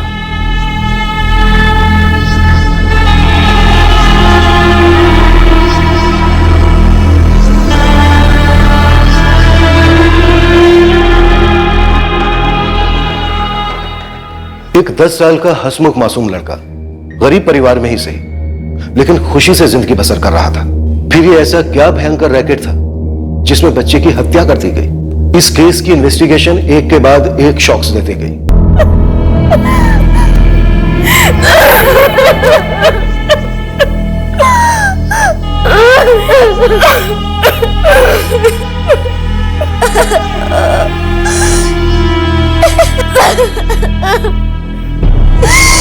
ये सुपारी किलर ललित सिंह अपनी मर्जी से तो दो मर्डर करेगा नहीं, वो भी एक गरीब आदमी और एक मासूम बच्चे का। सिन्हा, इस वक्त हमारे पास क्या है? सर, ड्राइवर गुड्डू चौबे और वो उल्टी कुमार विवेक आर्या। सर, इस विवेक को उठवाकर उल्टी करवाते हैं। डेफिनेटली सिग्नल दिया गया होगा अटैक करने से पहले ललित सिंह को। स्पॉट भी तय होगा कि कहां रुकना है और अटैक के लिए कौन सी जगह से। सर, हर्ष की असली मां माधुरी और उसके पति राजकुमार को भी रूल आउट नहीं करना चाहिए। और मोहन जी और शायद उनके बेटे सनी को भी, जो पेरिस में बैठा है। ये बच्चा हर्ष अपनी जिंदगी में खुश था, इसी का अडॉप्शन हुआ और इस तरह से मारा गया। ये प्लान चाइल्ड ट्रैफिकिंग माफिया का भी हो सकता है, पर जो भी है, हमें मास्टरमाइंड और किलर दोनों को खुद निकालना है।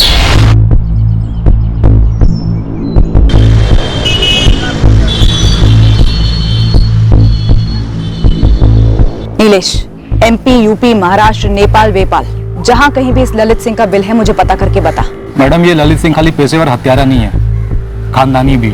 इसका बाप प्रमोद सिंह अपने जमाने का बहुत नामचीन हिस्ट्री शीटर था। ये जबलपुर में रहती है इसकी पूरी फैमिली।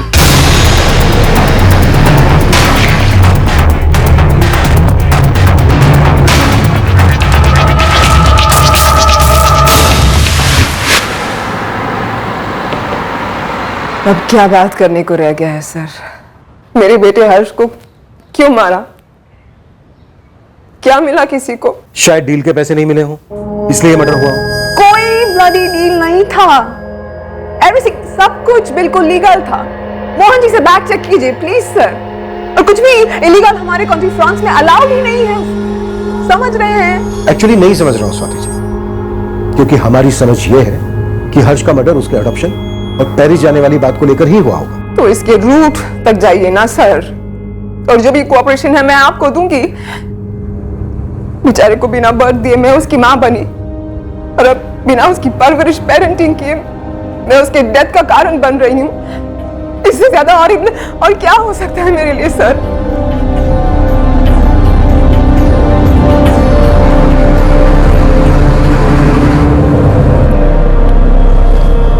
स्ट्रेस मत लो स्वाति, पापा हैं वहां पे, सब संभाल लेंगे।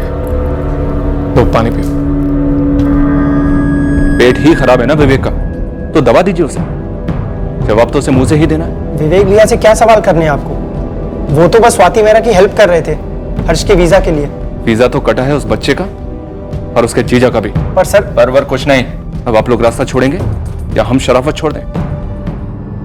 ये तपन है ना, अगर इसे एक बार मैंने तेरे ऊपर छोड़ दिया ना, फिर मैं इसे खुद भी रोकूंगा तो ये रोकेगा नहीं। बिना ब्रेक वाला डंपर ट्रक है, कुचल देगा तेरी कार को। उससे सच तो नहीं कुछ लेगा ना। वो सच ये है कि मैं उस साजिश का हिस्सा नहीं था। मैंने हत्यारों को कोई सिग्नल नहीं दिया। तुम लोगों के बेड़ा घाट में दाखिल होने से जस्ट पहले वहीं बेड़ा घाट के पास एक ठेले पर ललित सिंह चाय पकौड़े खा रहा था। उसे सिग्नल मिला, तुरंत वो और उसके आदमी ने तुम्हारी गाड़ी का पीछा किया, फिर हमला किया। अब हमें तू ये बता कि उसे सिग्नल किसने दिया, तूने या विवेक ने? मैं गाड़ी चलाते हुए फोन नहीं करता, मैं लेता भी नहीं हूं। मैंने फोन दिया ना आप लोगों को था, आप खुद ही देख लीजिए। मैंने किसी से भी बात की हो तो फिर किसने फोन किया? विवेक ने या धर्मेश? मेरी नजर और ध्यान दोनों सड़क पर होते हैं। अरे कोई फोन करे ना करे किसको पड़ी रहती है? ऊपर से विवेक भाई की उल्टियां चल रही थी, सो अलग।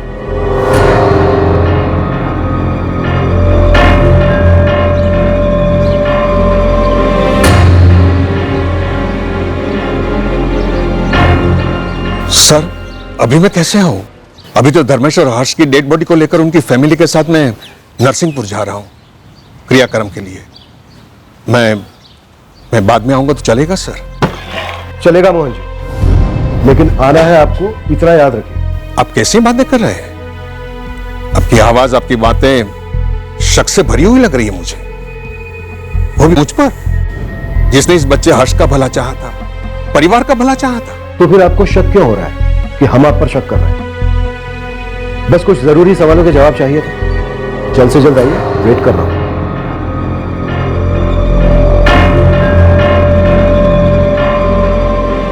प्रीति, तुम लोग मेरे साथ गाड़ी में चलो, एम्बुलेंस पीछे से आएगी। हाँ, चलो आओ बेटा। मैडम, मैंने तो ऐसी ही बात में लालू से कह दिया था कि हर्ष की किस्मत बहुत अच्छी है, घर वालों को 5 लाख रुपए मिले, जिसमें से आप दोनों को एक भी पैसा नहीं मिला। तो वो क्यों मिलता? जो भी किया हर्ष और डिंपल के लिए किया, प्रीति और धर्मेश ने किया, इसका एहसास था हमें। एक मिनट, कहीं आप ये तो नहीं कहना चाहते कि हमने मरवाया है मेरे हर्ष को और मेरे दामाद धर्मेश को? मेरे हर्ष, मेरे दामाद, किसी चीज पर हक जताने के पहले उसका फर्ज अदा करना जरूरी नहीं होता? हक और फर्ज ये दोनों मजबूरी के गुलाम है मैडम। हर्ष की किस्मत अच्छे के लिए पलटी, इसका मतलब ये नहीं कि हमारी नीयत बुरे के लिए पलटी। ऊपर से हमारी ये फटीचर हालत, खुद एक पान खाने की औकात नहीं है हमारी, तो किसी को मारने की सुपारी क्या खाक देंगे? हाँ, और ये सब करके हमें मिलता क्या? पैसा मिलता। इस सारे फसाद की जड़ उस आदमी ने आपको कितने पैसे दिए जिसने आपसे ये कांड करवाया? एक पैसा नहीं मिला है हमें। और पैसे ही निकलवाने होते तो आसान तरीका था, जब कागज पत्री बन रही थी तभी कह देते कि ना, इतने लाख रुपए दो तभी दस्तखत करेंगे, क्योंकि हमारे दस्तखत के बिना वो विलायती मैम हर्ष को नहीं ले जा पाती। और हमने दस्तखत किए। मैंने खुद अपने दोनों बच्चों को कानूनन अपनी बड़ी बेटी प्रीति को सौंप दिया, ताकि मैं इनके साथ एक नई जिंदगी शुरू कर सकूं। तो कहीं प्रीति और धर्मेश ये दोनों कोई साजिश रच रहे थे? हद कर रही हैं आप मैडम। अब हम दोनों नहीं तो वो दोनों। तो फिर कौन? कोई है तो जरूर। हमको नहीं मालूम मैडम, इसके बाद का सारा व्यवहार विलायती मैम स्वाति से प्रीति और धर्मेश ने किया था। हम तो मोहन जी को भी नहीं जानते, वो प्रीति और धर्मेश ही लेके आए थे उनको। सर, क्वेश्चनिंग के वक्त ना तो माधुरी और ना ही उसका पति राजकुमार हड़बड़ाए हुए थे। मैंने तहसील ऑफिस में पता किया तो कागजात बाकायदा बनाए हुए हैं, कोई झोल नहीं है। और ये मोहन जी, इनकी पूरे बेड़ाघाट में काफी इज्जत है। तो फिर झोल का है? इस बच्चे और इसके जीजा को टारगेट क्यों बनाया गया? सर, एक जगह हो सकती है। सर ये देखिए, जून 2015 से अगस्त 2015 तक अडॉप्शन के लीगल पेपर्स बने ताकि उसमें कोई रोक ना आए। फिर सितंबर 2015 में स्वाति मेहरा पेरिस से यहाँ बेड़ाघाट आती है बाकी की फॉर्मेलिटीज पूरी करने के लिए। अब बनता है हर्ष का पासपोर्ट फरवरी 2016 में, यानी पूरे 6 महीने बाद। सर, आज के टाइम में पासपोर्ट तो यूं बनते हैं, और उसके वीजा का काम तो अभी तक यानी कि जून 2017 तक चल ही रहा था। जबकि ड्राइवर गुड्डू ने बताया कि वो लोग वीजा के सिलसिले में कम से कम 3 बार जबलपुर अप डाउन कर चुके हैं। सर, वीजा के लिए इतना टाइम किस लिए? क्या रुकावट हो सकती है? पॉइंट हो चुका। मुझे लगता है कोई गेम खेल रहा है। एक तरफ पेरिस की स्वाति मेहरा, दूसरी तरफ हर्ष की फैमिली, शायद दोनों को भी मोहरा बना रहा हो। मुझे इस अडॉप्शन की लीगलिटी पर ही डाउट हो रहा है। मुझे लगता है इस अडॉप्शन के पर्दे के पीछे मकसद कुछ और ही है। गुड्डू की हम काफी धुलाई कर रहे हैं विवेक, और अब मुझे ऐसा लग रहा है बहुत जल्द तेरी बारी आने वाली है। किस लिए सर? मैं तो बस धर्मेश की हेल्प कर रहा था हर्ष के वीजा के लिए। लेकिन विवेक, फिर भी तेरी मदद के बावजूद 4 बार जबलपुर अप डाउन करना पड़ता है, जबकि आजकल वीजा प्रोसीजर मक्खन जितना आसान है। सर, अडॉप्शन केस है, फॉर्मेलिटीज अलग होती है। आप एक बार चेक तो कीजिए। वैसे ही फ्री फंड में मदद किस खुशी में की जा रही थी? सर, दोस्ती में, और सिर्फ दोस्ती में। सर, मैं खुद 5 महीने पहले तक पेरिस में काम कर रहा था, एक रेस्टोरेंट मैनेज कर रहा था, और सनी वहां अक्सर आया करता था। और विदेश में सर, जब एक इंडियन दूसरे इंडियन से मिलता है तो अच्छी दोस्ती हो जाती है।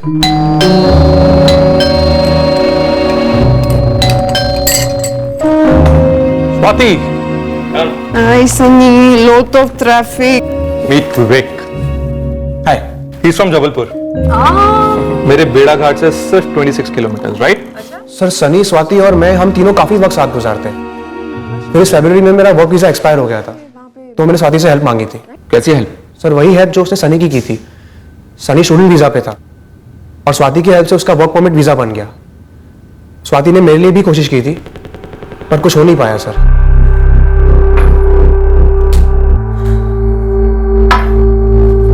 आई एम सॉरी विवेक, मैंने बहुत ट्राई किया but it's okay, thanks. You know ना कि हमारी कंपनी एक फाइनेंशियल कंपनी है और तुम्हारी क्वालिफिकेशन केटरिंग की है, सो कोई नहीं, इट्स ऑलराइट। पर स्वाति, हम 6 महीने में पक्का कोई ना कोई जुगाड़ करके विवेक को एक जॉब ऑफर भेज सकेंगे ना? हाँ श्योर श्योर, जरूर कुछ होगा, we can try. Thanks Vivek, thanks Swati. तो तेरे सामने गाजर था, वर्क परमिट। सर गाजर वाजर क्या सर? सर कोई गुनाह थोड़ी है अब्रॉड सेटल होना, हेल्प मांगना। गुनाह है 10 साल के बच्चे हर्ष का कत्ल, जिसका वीजा बनाने की रिटर्न हेल्प तू कर रहा था। सर मुझे इस मर्डर के बारे में कुछ नहीं पता, मैं तो बस मोहन जी की हेल्प कर रहा था, वो इतने बिजी आदमी है। हर्ष का पासपोर्ट तो 2016 में बन गया था ना, तो अब जाके वीजा क्यों बनना था उसका? सर ना मैंने हर्ष का पासपोर्ट बनाया, ना ही मैंने उसको गोद लिया है। सर आपको जो पूछना है आप उन लोगों से पूछिए ना। किन लोगों से? स्वाति से, मोहन जी से, सनी से। चल तेरा दूसरा नंबर दे। दूसरा नंबर?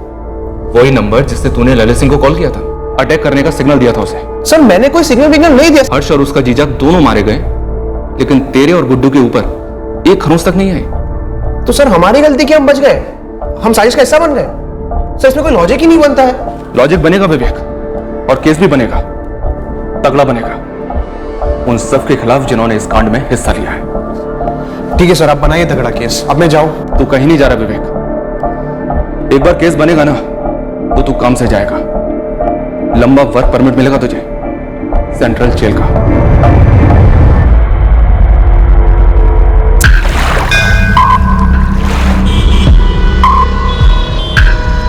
इस ललित सिंह की माँ यहीं जबलपुर में रहती है। बाप कहाँ है उसका? पता नहीं, बाप तो 6 साल पहले माँ से अलग हो गया। अच्छा तू एक काम कर, तू माँ का घर दिखा दे, बाकी का क्राइम ब्रांच वाले संभाल लेंगे।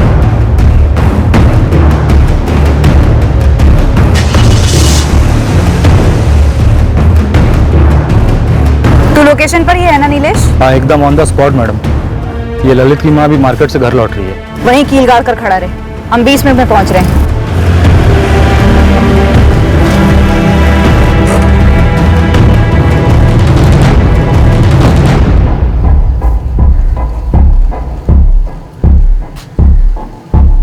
पापा की गैरेज में कम, इस वीजा शीजा के चक्कर में बहुत टाइम खोटे हुआ विवेक भैया का। फिर भी अभी तक हर्ष मौर्य की वीजा की एप्लीकेशन तक नहीं हुई है।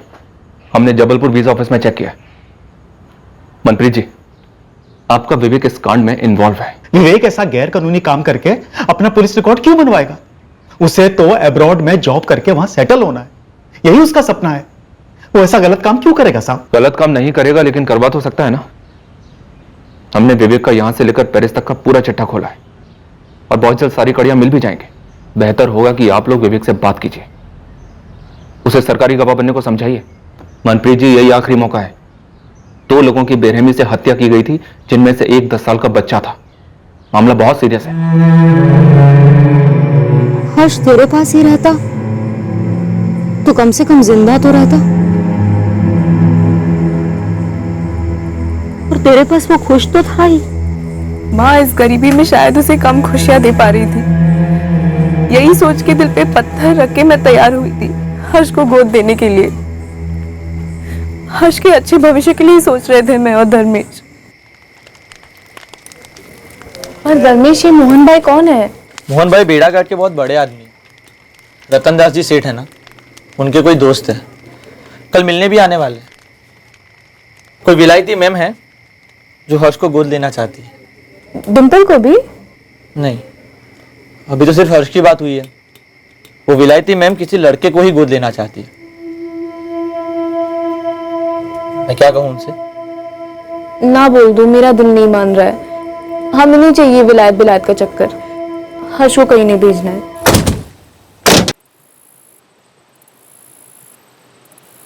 धर्मेश, तुझे पता है पेरिस कहाँ है?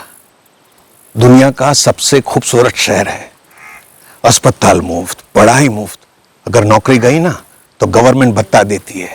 प्रीति को समझा, उसका भाई साहब बनेगा, बड़ा साहब, और बाद में आप तीनों को थोड़ी ना भूलेगा, तुम तीनों को वहीं खींच के लेके जाएगा, निकालेगा खींच के, बाहर निकालेगा ये गरीबी के दलदल से। प्रीति रिश्ते से तो हर्ष की बहन है, लेकिन उसका जो दिल है ना वो माँ का है, और अगर उसका दिल नहीं मानता तो नहीं मानता साहब। औरतों का दिल नरम ही होता है, पर तू दिमाग से काम ले, आगे की सोच। तेरे भी बच्चे होंगे ना जल्दी? जल्दी तो नहीं होंगे साहब। क्यों? क्योंकि जब हमारी शादी हुई थी तो प्रीति की सिर्फ एक शर्त थी साहब, कि जब तक डिंपल और हर्ष बड़े नहीं हो जाते वही हमारे बच्चे हैं।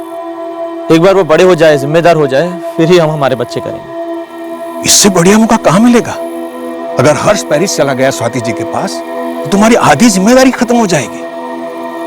देख धर्मेश, ऐसा मौका लाखों में से एक को नहीं मिलता, और ये ठुकराने के बाद नसीब को दोष मत देना गरीबी के लिए। देख हर्ष बेटा, तेरे जीजा जी कह रहे कि प्रीति दिल से नहीं दिमाग से सोच। दिल तो बिल्कुल नहीं कर रहा है कि तुझे भेजूं, लेकिन बेटा तेरे जीजा जी सही कह रहे हैं। तू एक बार वहां पे चला गया ना पेरिस, तो तेरी पूरी जिंदगी बदल जाएगी। तुझे अच्छा पढ़ने को मिलेगा, अच्छा खाने को मिलेगा, सब अच्छा होगा तेरे लिए। मुझे तुम्हारे साथ, डिंपल के साथ और जीजा जी के साथ रहना ज्यादा पसंद है। तो तू हमारे लिए अपनी अच्छी किस्मत छोड़ देगा? मैंने कहा ना, मैं कहीं नहीं जाऊंगा। दीदी मत भेजो ना हर्ष भैया को। देख डिंपल, तेरे जीजा जी और मेरे पास कुछ नहीं है तुम दोनों को देने के लिए। दीदी मुझे कुछ नहीं चाहिए, मुझे हर्ष भैया यही चाहिए, मत भेजो उसे। देखो तुम दोनों नाटक करना बंद कर दो। हाँ, अगर मैं और तेरे जीजा जी तुम दोनों के भले के लिए नहीं सोचेंगे तो और कौन सोचेगा? देख हर्ष बेटा, हम तीनों के लिए भी आसान नहीं है तेरे बिना जीना, लेकिन एक बार तू वहां पे चला गया ना तो तेरे लिए सब कुछ आसान हो जाएगा, और फिर तू एक दिन डिंपल को भी अपने पास ही बुलाएगा ना, है ना? लेकिन वो तो अभी भी अपने पास ही है ना, मत भेजो उसे। डिंपल, तू नहीं चाहती कि तेरा भाई बड़ा आदमी बने, बड़ा अफसर बने? अरे गाड़ियों में घूमेगा ये वहां पे, और फिर एक दिन तेरा भाई अपनी प्यारी सी डिंपल को भी लेके जाएगा ना अपने साथ। क्यों हर्ष? नहीं, मैं भाई को कहीं नहीं जाने दूंगी। देख बेटा, डिंपल छोटी है, उसे समझ में नहीं आ रहा है कि ये मौका कितना बड़ा है तेरे लिए, लेकिन बेटा तू तो समझदार है ना, तुझे पता है ना कि मैं तेरे भले के लिए बोल रही हूँ। बेटा मान लेना मेरी बात।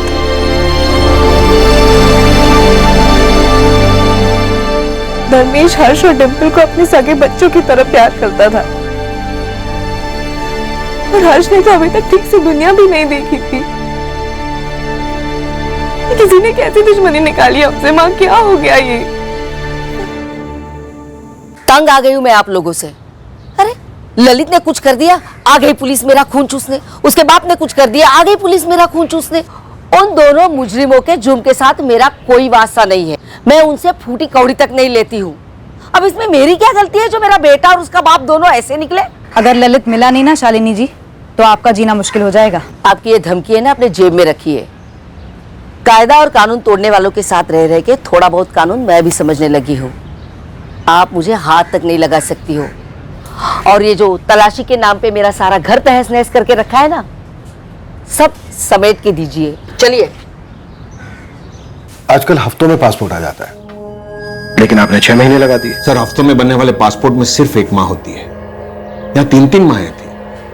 पहली जन्म देने वाली माँ माधुरी, दूसरी पालने वाली माँ समान बहन प्रीति, और तीसरी नई नई कानूनी माँ पेरिस वाली स्वाति जी। सर, 3-3 बार एप्लीकेशंस देने पड़े। वीजा एप्लीकेशन में करीब 1.5 साल लग गया। क्यों? स्वाति मेहरा ने अडॉप्शन के बाद फरवरी में पासपोर्ट के आते ही हर्ष को पेरिस क्यों नहीं बुला लिया? वो आप स्वाति जी से ही पूछिए ना। नहीं पूछना है मुझे स्वाति जी से। यहाँ बेड़ा घाट में हर्ष और उसके जीजा धर्मेश का मर्डर हुआ है, वहां पेरिस में नहीं। मोहन जी, आपने हर्ष की असली मां माधुरी जाधव और उसके पति राजकुमार का मैरिज सर्टिफिकेट बनवाया। आप ही ने हर्ष की बड़ी बहन प्रीति और उसके हस्बैंड धर्मेश को हर्ष का लीगल गार्जियन बनवाया। आपने ही अडॉप्शन के पेपर तैयार करवाए। आपने ही भागदौड़ करके पासपोर्ट बनवाया हर्ष का। माजरा क्या है मोहन जी? ये बच्चों की स्मगलिंग का कोई रैकेट है या फिर पैसों की कोई डील थी जो खट्टी हो गई? सर, पैसों का तो ऐसा है कि ऊपर वाले की मेहरबानी से मेरे पास काफी पैसे हैं। मैंने तो इज्जत से कमाए हुए, लेकिन मेरी सबसे बड़ी कमाई बेड़ा घाट में मेरा नाम, मेरी इज्जत है। आप मेरी इज्जत उछालने चल रहे हैं। मैं बच्चों की स्मगलिंग करूं? मैं मदद कर रहा था, मैं सोशल वर्क कर रहा था। लेकिन ललित सिंह सोशल वर्क नहीं करता मोहन जी, तगड़ी फीस लेता है लोगों को हेल्प करने की। और अगर ललित सिंह को हर्ष की किसी ने सुपारी दी थी तो उसे इस हत्याकांड से बड़ा फायदा हुआ होगा या फिर होने वाला है। कौन हो सकता है वो मोहन जी? सर मैं नहीं हूं, आप पता करो। मेरी तरफ से कोई भी मदद लगेगी ना तो मैं जरूर दूंगा आपको। अगर आपको किसी पर शक करना होता तो आप किस पर करते? धर्मेश और प्रीति। हर्ष सोने की मुर्गी बन सकता था धर्मेश और प्रीति के लिए, रिटायरमेंट का प्लान बन सकता था। अब पता नहीं ये गवारों ने क्या सोचा होगा। लेकिन धर्मेश खुद भी तो मारा गया है। और प्रीति अपने छोटे भाई हर्ष को मरवाने में साथ क्यों देगी? ऐसा भी हो सकता नहीं कि धर्मेश ने अकेले ने प्लान बनाया हो, प्रीति को कुछ पता ही ना हो, अंधेरे में हो। और वो क्या नाम, ललित फलित, दोनों के बीच में अनबन हो। सब वो कहावत है ना, जहां 4 पैसे वहां 8 तलवारें।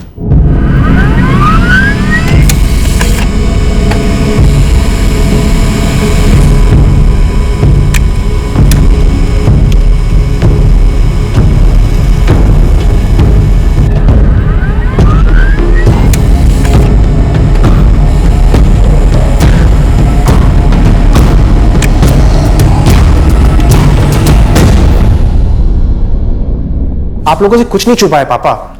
मैं सिर्फ फ्रांस के वीजा के लिए मगजमारी कर रहा था।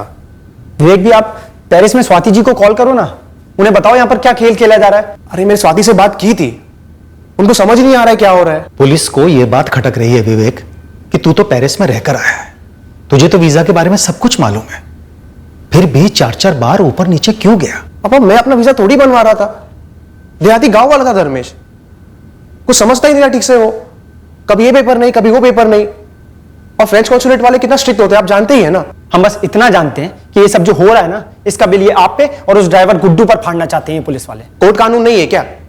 जब कुछ किया नहीं तो किस बात का बिल फाड़ेंगे ये लोग?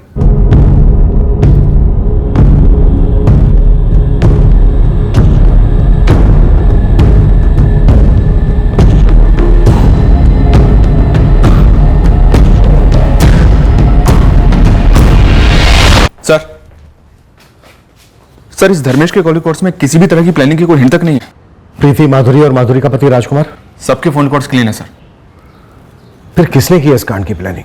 सर मोहन रावत के इस वाले नंबर के कॉल रिकॉर्ड्स में तो कुछ भी शक करने जैसा नहीं है। अब इनके पास कोई दूसरा नंबर है या नहीं ये फिलहाल हमें पता नहीं है। रतन दास के फोन रिकॉर्ड्स भी मंगवाए ना, जिसने हर्ष का नाम सजेस्ट किया था मोहन को? रतन दास के कॉल रिकॉर्ड्स की पूरी तरह से स्कैनिंग की सर, पर कुछ नहीं मिला।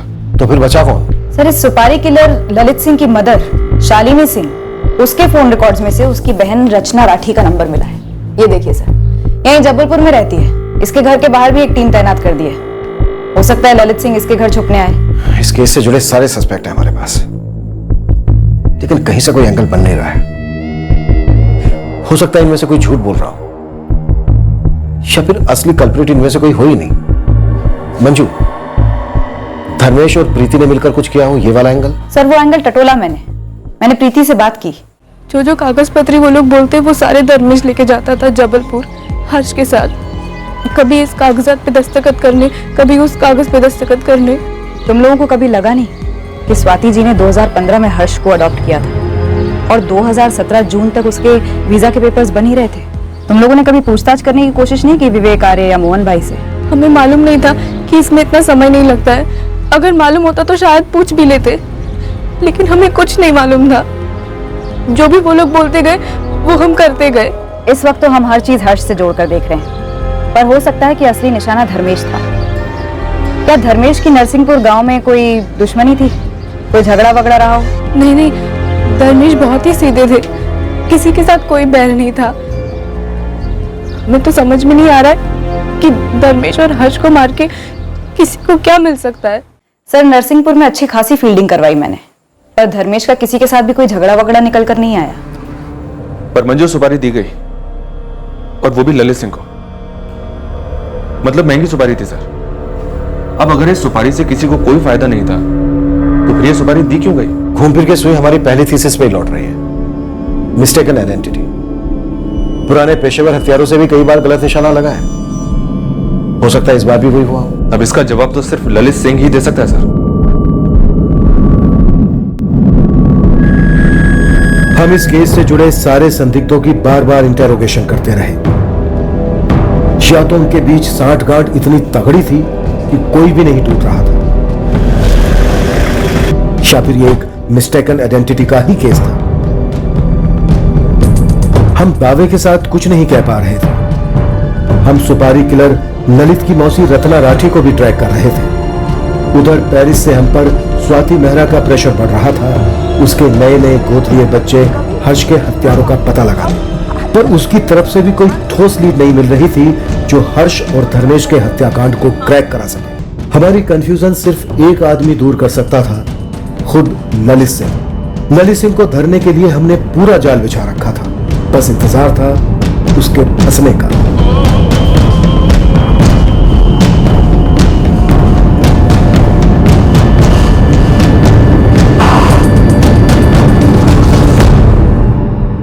पर सुपारी किलर ललित सिंह के हाथ लगने से पहले हमें इस केस का पहला ब्रेक थ्रू मिल गया। इस खूंखार शतरंज की बिसात पर का एक मोहरा आखिरकार फिसल गया।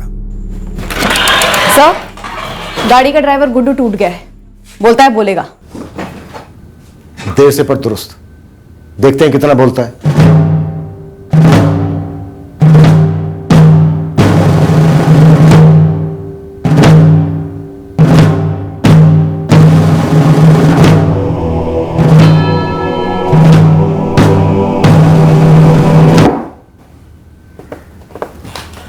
गुड्डू, कौन सी चक्की का आटा खाता है तू?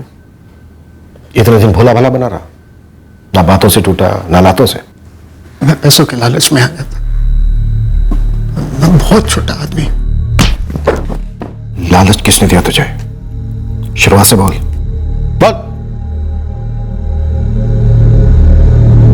साहब, वो हर्ष को मारने की 2 बार पहले भी कोशिश की। किसने कोशिश की थी? सुपारी किलर ललित सिंह ने? वो तो नहीं पता साहब, पर वही 2 लोग बाइक पर सवार थे। सब एक बार 23 मई को और एक बार 2 जून को, जब हम जबलपुर से लौट रहे थे नरसिंहपुर की तरफ हर्ष और धर्मेश भाई को छोड़ने के लिए। उसी स्पॉट पर कोशिश हुई थी? नहीं साहब, वो शाहपुरा के टर्निंग से पहले 23 मई को।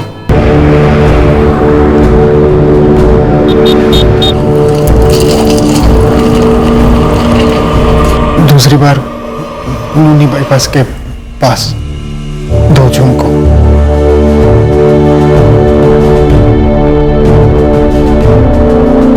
गाड़ी किसके कहने पर रोकी गुड्डू? पहले से बताया गया था कि वहां रुकना है, पेशाब के बाद। किसने बताया था पहले से? विवेक भाई ने। तो विवेक टूटा क्यों नहीं अब तक? मैं क्या जानूं मैडम, मुझे जैसा बताया गया मैंने हल्का होने के बहाने गाड़ी रोक दी।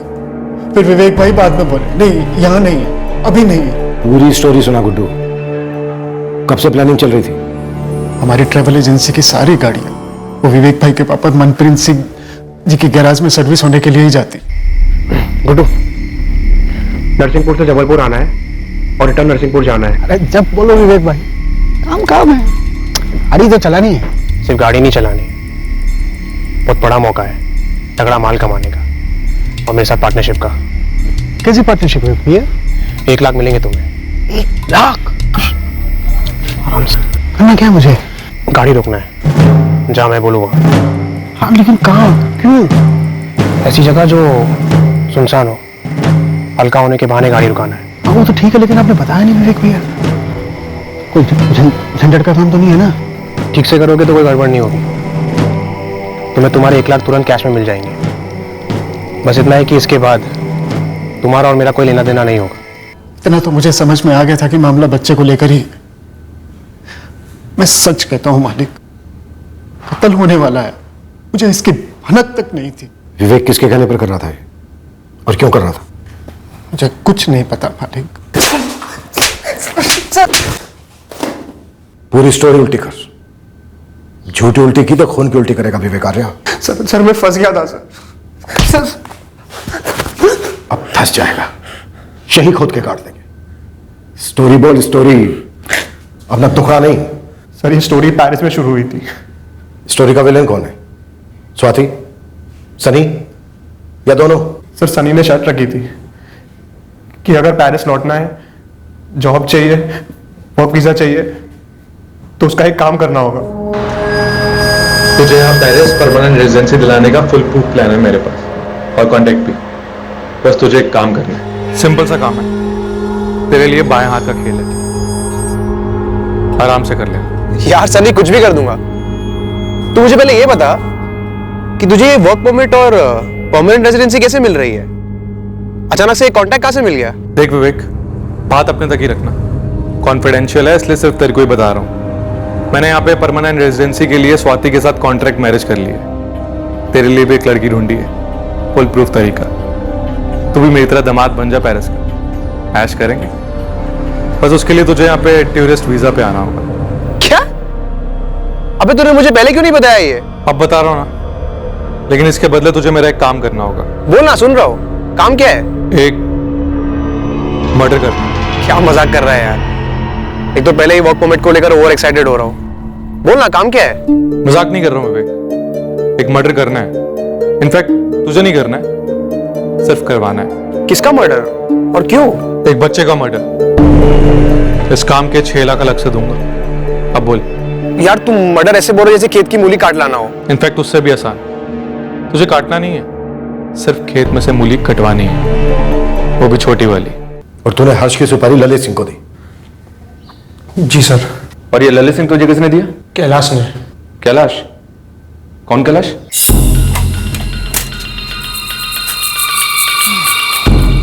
कैलाश जी। अरे विवेक, कैसे हो? अब मैं तो ठीक हूँ, लेकिन बड़े दिनों बाद दुकान बंद कर रहा था मैं। चल कोई नहीं, तू आ गया तो बैठ। कैलाश जी, मुझे बाल नहीं कटवाना है, मुझे आपसे प्राइवेटली बात करनी है। देख विवेक, तू अच्छा खासा पढ़ा लिखा इंसान है, फॉरेन रिटर्न है, हाँ? फिर ये मर्डर और सुपारी की बात क्यों? कैलाश जी, ये मर्डर मेरे लिए वीजा है पेरिस लौटने का, हमेशा हमेशा के लिए। विवेक, मैं तुम दोनों भाइयों को बचपन से देखते आया हूँ हाफ पैंट में। तुम्हारे डैडी मेरे दोस्त है और गैरेज भी अच्छा खासा चल रहा है। तो दूसरे देश में क्यों नहीं चले जाता? क्यों ये सुपारी के लफड़े में पड़ रहा है? मुझे सिर्फ इतना बता दो कि कांटेक्ट किसको करना है। किसको मरवाना है? कैलाश जी, किसको कांटेक्ट करना है, कितने लगेंगे और आपका कट कितना होगा? मैं आपको 1 लाख दे सकता हूँ। ठीक है, 2 लाख, जल्दी बता दो। सिंह, ललित सिंह की दी हुई सुपारी कभी खाली नहीं जाती, और सुपारी देने वाले का नाम कभी बाहर नहीं निकलता। बहुत कमीना है, रिकॉर्ड है उसका, लेकिन पैसा भी उसी तरह से लेता है। 6 लाख। बच्चे का 6 लाख? बच्चा मारना या बड़ा आदमी, यहाँ फुल प्लेट का रेट लगता है। अपने यहाँ हाफ प्लेट वगैरह कोई सिस्टम नहीं है, समझा? ठीक है ललित भाई, मैं पार्टी से पूछता हूँ और कंफर्म करके ही फोन करता हूँ। गर्लफ्रेंड नहीं हो जो फोन करेगा, मेरे को कोई फोन नहीं करता। आमने सामने मिलेंगे। सुपारी के लिए ललित सिंह को 6 लाख रुपए देने के लिए सनी मान गया? जी सर। 6 तुझे, 6 ललित सिंह को भी, और ड्राइवर गुड्डू को 1। सलून वाले कैलाश को ललित से इंट्रो करवाने के 2 लाख। टोटल हुए 15 लाख। ये 15 लाख पेरिस से भेजे गए सिर्फ हर्ष को मारने के लिए? सर, डील वहां पेरिस से हुई, पर एडवांस यही से आया। ललित को सुपारी के 1 लाख मिले, कैलाश को 25,000, मेरा और गुड्डू का एडवांस अभी बाकी है सर। ये एडवांस यहाँ बेड़ाघाट में किसने दिया? सर, मोहन जी ने। मोहन? मोहन इस कांड को स्पॉन्सर कर रहा था। इसमें मोहन और उसके बेटे सनी को क्या मिलने वाला था? और वो पेरिस की स्वाति, वो स्वाति भी इसमें 100% इन्वॉल्व होगी। सर, जहां तक मुझे पता है ये मामला अडॉप्शन का था ही नहीं।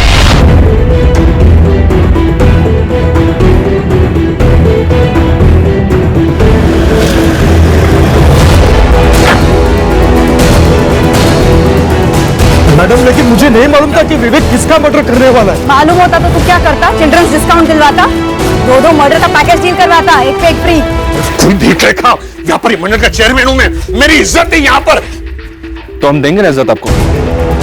पहले आपको चेयर पर बिठाएंगे, फिर आपकी खाल उतारेंगे। ले चलन। आप मेरी बात सुनिए सर। सर मैं क्या बता रहा हूँ सर, मेरी बात सुनिए सर। ये जो 2 अटेम्प्ट हुए थे 23 मई और 2 जून को, जी सर। कैंसिल क्यों हुए? पहले से सनी ने फोन किया था कैंसिल करवाने। ए विवेक, क्या कर रहा है तू? हाँ, क्या कर रहे हैं? पहले शाहपुरा और अभी ये साला नोनी। क्या कर रहे हैं बेवकूफी? ललित और उसका जोड़ीदार विपुल वेट कर रहे हैं, आराम से काम हो जाएगा।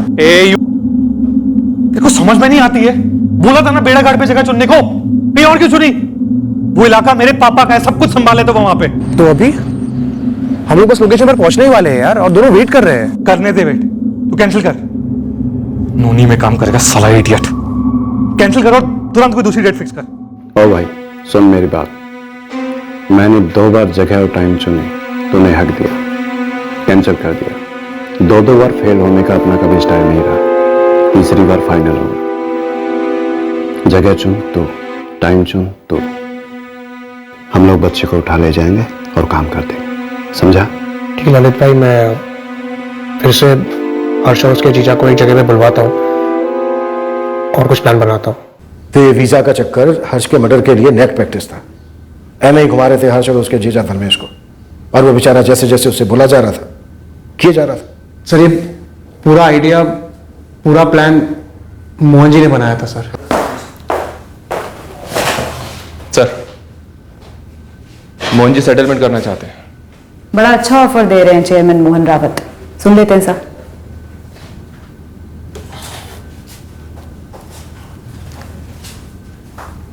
सर मैं क्या कहता हूं, हम लोग आगे की सोचते हैं। हर्ष और उसके जीजा के बारे में सोचने वाला कोई है नहीं।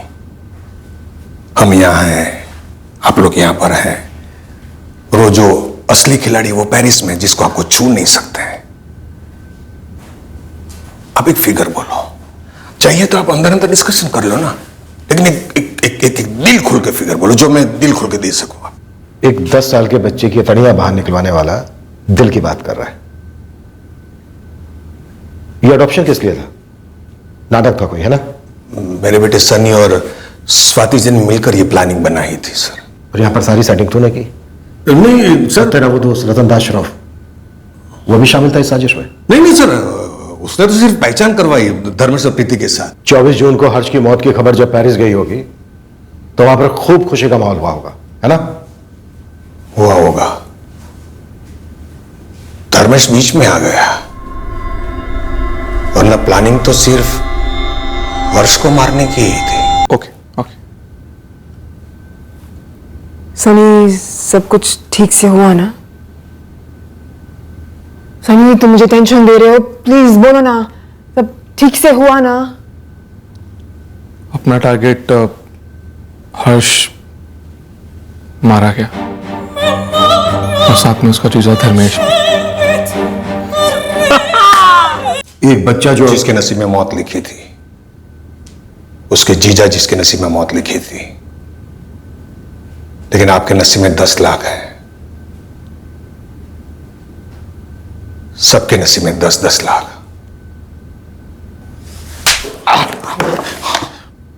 ये कोई पहला ऑफर तो है नहीं जो आपको मिला हो, और हर्ष कोई आखिरी बच्चा था नहीं जो इस दुनिया में से गया हो। बच्चे की बोली कितने की लगाई और किसे लगाई?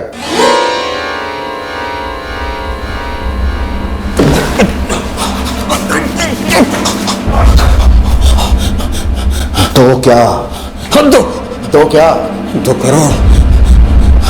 2 करोड़ हर्ष का 2 करोड़ का इंश्योरेंस निकाला था सर। प्लानिंग इंश्योरेंस की थी साहब। इंश्योरेंस से मिलने वाले पैसों की हर्ष को गोद लेना सिर्फ एक जरिया था। प्लानिंग स्वाति जी और सनी ने की थी सर। मैंने सिर्फ मदद की थी। सेटल कर लो, किसी को कोई फर्क नहीं पड़ेगा सर। सर कैश ले लो और केस रफा दफा कर दो सर।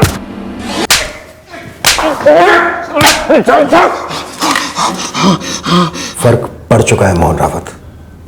इस बच्चे की मौत से हमारे डिपार्टमेंट में काफी फर्क पड़ चुका है, जो तू अब लॉकअप में देखेगा, जो तू जज साहब में देखेगा जब वो तुझे सजा सुनाएंगे। इसलिए तू फर्क की चिंता मत कर। सर आप मेरी बात सुनो सर। सर बात सुनो सर। सर मैं इज्जतदार आदमी हूं सर। मैं इज्जतदार आदमी हूं सर। एक हफ्ते बाद हमें खबर मिली कि ललित सिंह उसकी मौसी के घर आया हुआ है जबलपुर।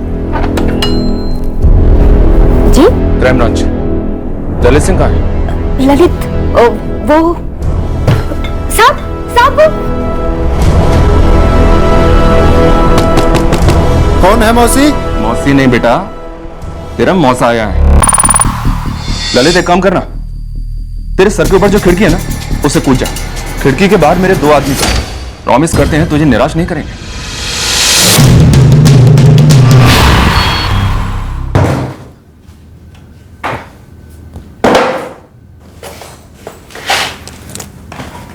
बड़ी कलाकारी दिखाई उस बच्चे और उसके जीजा पर।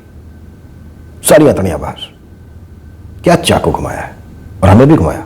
सुपारी तो सिर्फ बच्चे के लिए था साहब, वो उसका जीजा फीजा जो भी है वो तो बेकार में हीरो बन रहा था। अपने जोड़ीदार का नंबर दे दे, उसे भी मंगवा लेते हैं यहाँ, तेरी कंपनी भी हो जाएगी। ठीक है, बताता हूँ ना साहब, लेकिन वो मेरी बेल मत रुकने देना। मेरा वकील मिलेगा आपको। तेरे वकील साहब को क्यों तकलीफ दें? तेरी बेल हम ही करवा देंगे यहीं पर, इसी लॉकअप में।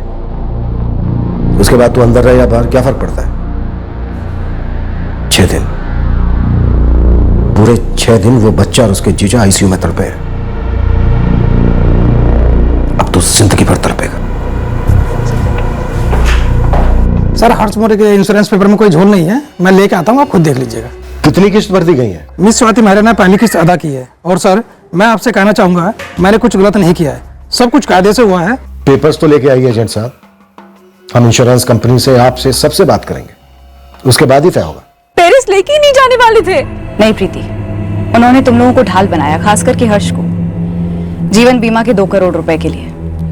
और वो जो औरत है स्वाति मेहरा, उसका हर्ष को गोद लेने का कोई इरादा नहीं था। बीमा के पैसों के लिए मार दिया हर्ष को।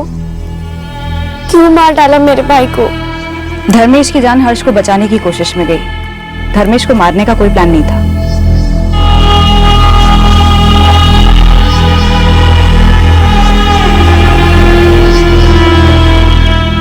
मनप्रीत जी, खुद विवेक ने हमें ये सब बताया। हमारे विवेक ने ऐसा किया? 6 लाख रुपए और पेरिस में जॉब, इसके लिए उसने 2 मासूमों को मरवा डाला।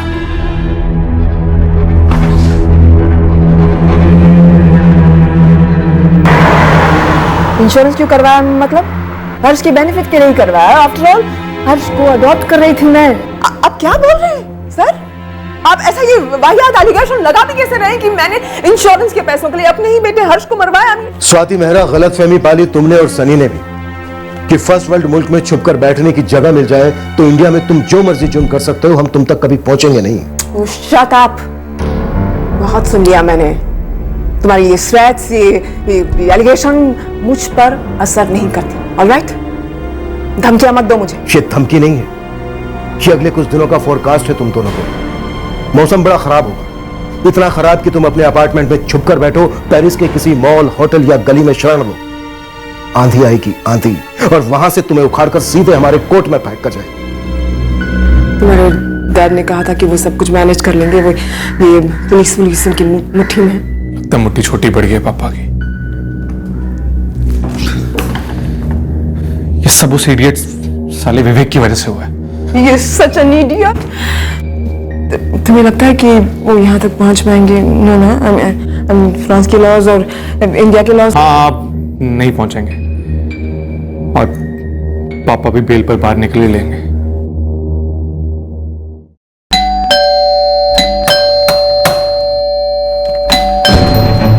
Madame Swati Mehra?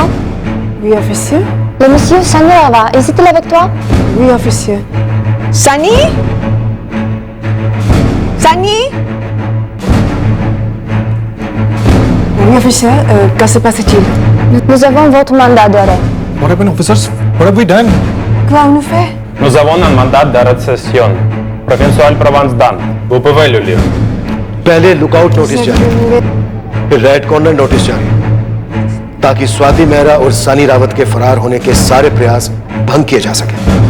आखिर में हम प्रोविजनल अरेस्ट वारंट इशू करवा पाए और इस जोड़े को पेरिस पुलिस की टीम ने गिरफ्तार कर लिया।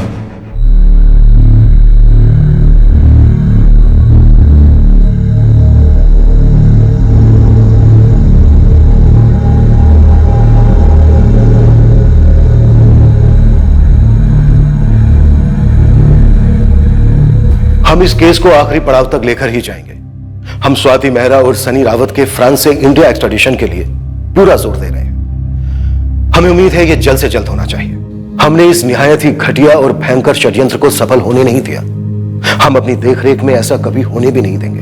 क्रिमिनल्स जब जुर्मिस्तान के पासपोर्ट पर सफर करने निकलते हैं, उन सबको एक बात साफ पता होनी चाहिए कि इस पासपोर्ट पर एक ही वीजा लगता है, और वो है सजा का वीजा।